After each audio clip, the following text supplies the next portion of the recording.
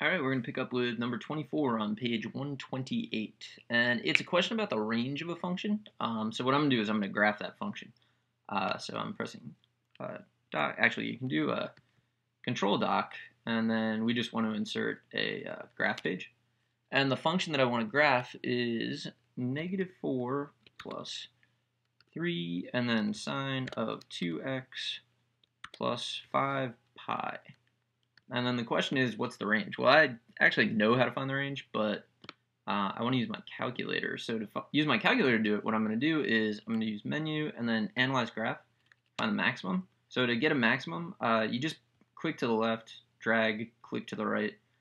So a maximum is -1. And then I'm going to repeat the process and find the minimum. Click and drag and click. So the minimum is -7, the maximum is -1, so that's answer B. So there's no reason not to do that. I mean, you definitely should have known how to do it without that, but it doesn't really matter.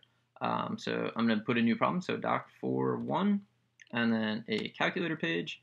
I'm going to do number 25 from page 128. Okay, so this one's about standard deviation. And it's looking for the smallest standard deviation. So standard deviation is kind of a spread of your data. What's useful about the calculator is your calculator actually knows how to do it, whether you understand what it is or not.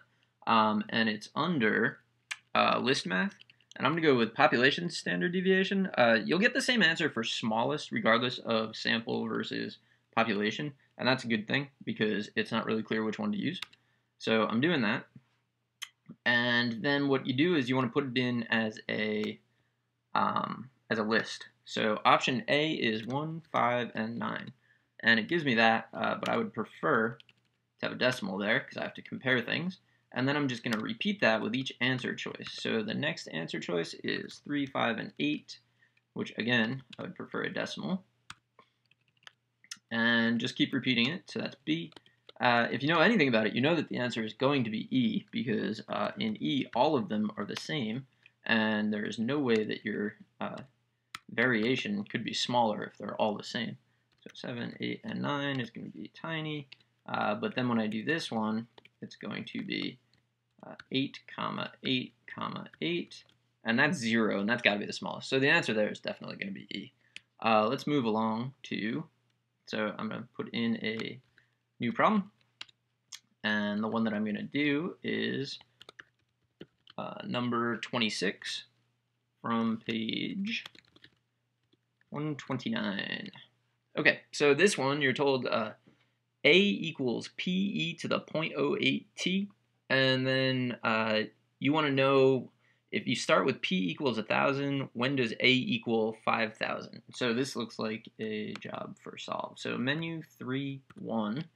And we're going to do 5,000 equals 1,000, and then e to the 0.08t, and I want to solve for t. And I want an approximate, so I'm going to do Control-Enter, which gives me 20.118, which is option D. So that's what I would go with.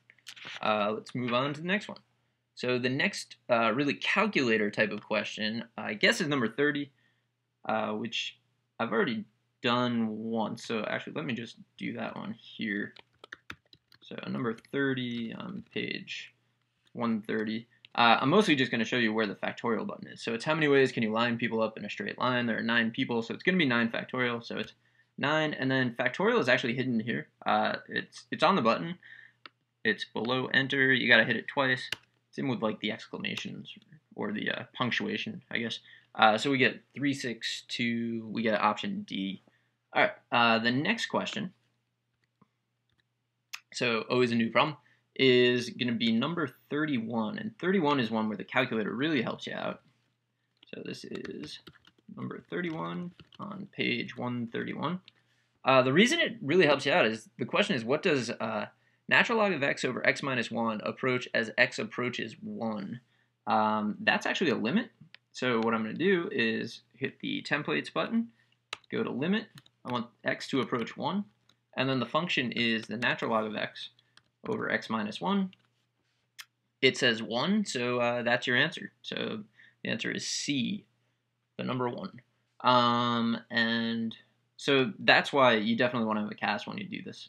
You can use all those templates that really help you out. Let's do one more in this video. So new problem, and I'm actually just going to do the one right underneath it. So it'll be number 32 on page 131. So here I'm told f of x is equal to, so I'm going to define it. Its absolute value, so template, and its second row, first column. Absolute value of 5 minus 3x, and then what's f of 2? So f of 2 is this, and then I need to figure out which of the options it equals. So f of 2 is 1. Does that equal f of negative 2? It does not. Does that equal f of negative 1? It does not. Does it equal f of 1? Nope. F of 4/3? Oh, it does equal f of 4/3. So the answer is D, f of 4/3.